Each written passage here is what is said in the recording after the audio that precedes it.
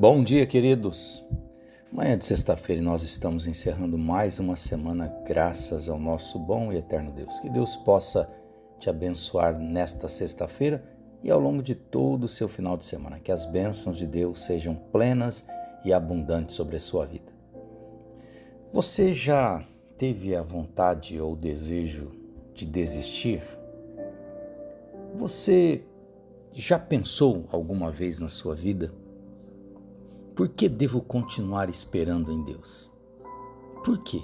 Por que eu ainda devo continuar a confiar, a esperar em Deus? Se até agora nada mudou, se até agora nada aconteceu. Você já passou por esse questionamento? Talvez você nunca teve coragem de falar com ninguém por vergonha do que iriam pensar ou falar de você, mas talvez isto já lhe ocorrera algumas vezes. E você talvez nunca tenha tido uma resposta para essa pergunta. Hoje em 2 Reis, capítulo 6, verso 33, eu quero te lembrar de uma história, de uma passagem bíblica, de um fato histórico. Porque talvez se eu falar apenas em uma história, você pode pensar que talvez tenha sido só uma historinha bíblica, mais uma historinha bíblica. Não, isso é um fato histórico. Eu quero te lembrar a despeito de um relato, de um fato histórico que está na palavra de Deus, registrado em 2 Reis, capítulo 6, verso 33, onde diz o seguinte: Enquanto Eliseu ainda falava, o mensageiro chegou e comunicou a mensagem do rei. Toda essa desgraça vem do Senhor.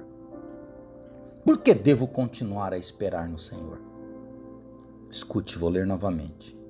Enquanto Eliseu ainda falava, o mensageiro chegou e comunicou a mensagem do rei, que era: toda essa desgraça vem do Senhor.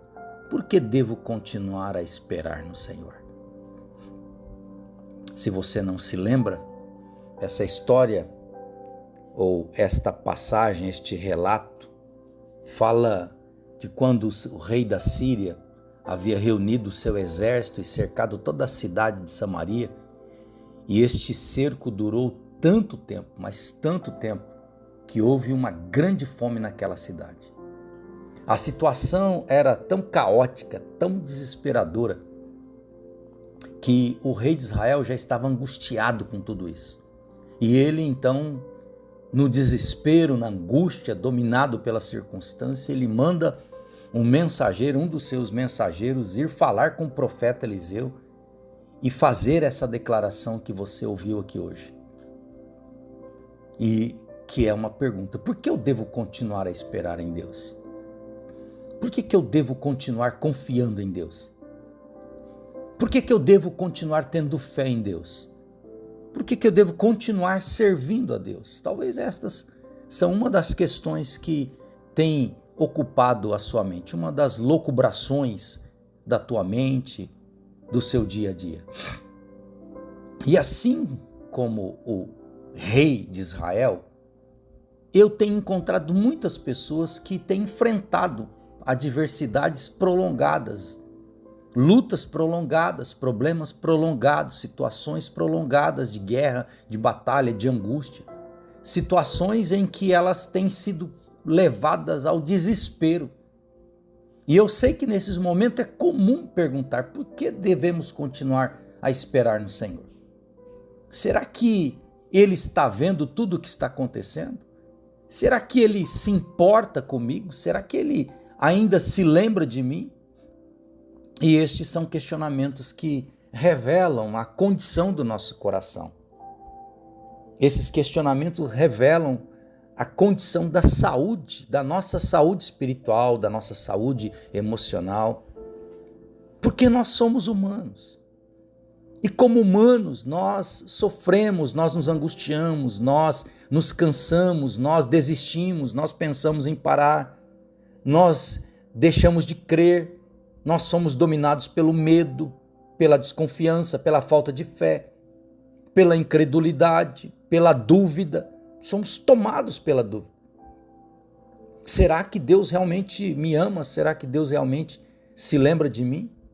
O rei de Israel estava passando por essa situação. Ao ver todo o seu povo naquela situação de fome absoluta, ele entra em crise. Ele havia experimentado já, era um homem que conhecia Deus, não era alguém que não conhecia, ele já tinha vivenciado vários milagres da parte de Deus, tinha experimentado vitórias grandiosas da parte de Deus, não era alguém que nunca tinha tido experiência com Deus, mas neste momento ele estava com a sua fé abalada. Diante deste cerco prolongado, de fome, de angústia, tudo isso estava roubando a sua fé, matando a sua esperança, levando ele à dúvida absoluta. E a verdade é que aceitamos muito bem os momentos de bênçãos de Deus. Aceitamos com muita facilidade os tempos de alegria, os tempos de bonança, os tempos em que tudo dá certo. Mas temos uma terrível dificuldade de encararmos os momentos de aflição aqui na terra. E as aflições, elas podem vir. E muitas vezes são resultados das nossas escolhas erradas, das nossas decisões erradas, ou das decisões de pessoas que estão à nossa volta. Mas a verdade é que elas vêm. Às vezes essas aflições é resultado da maldade das pessoas, porque o ser humano é mau. Muitas pessoas maldosas andam por aí tentando destruir outras vidas por inveja, por ambição, por egoísmo, porque estão de parceiras com o inferno, ou até mesmo por um processo de Deus estar nos disciplinando. Mas o fato é que as aflições vêm. E Eliseu, em resposta a esta mensagem do rei, ele fala, olha, o Senhor Deus irá agir. Assim diz o Senhor. Se você ver lá no verso 7, no capítulo 7, versículo 1.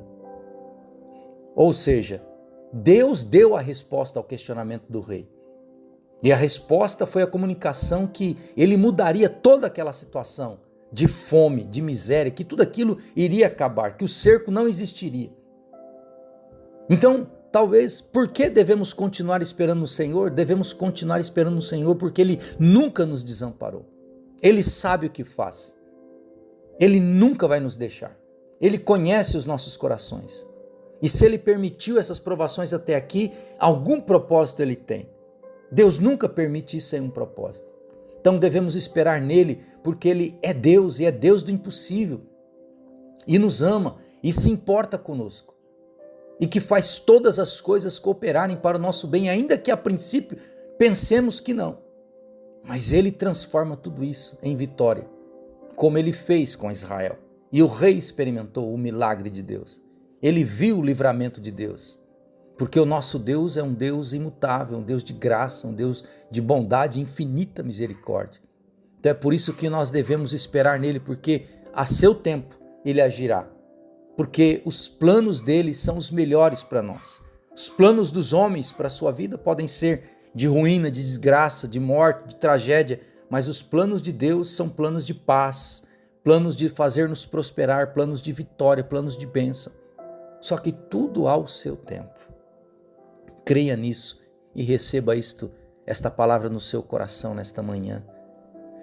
Pai, eu sei que talvez muitos dos que receberão esta palavra no dia de hoje estavam passando por momentos muito difíceis, momentos terríveis.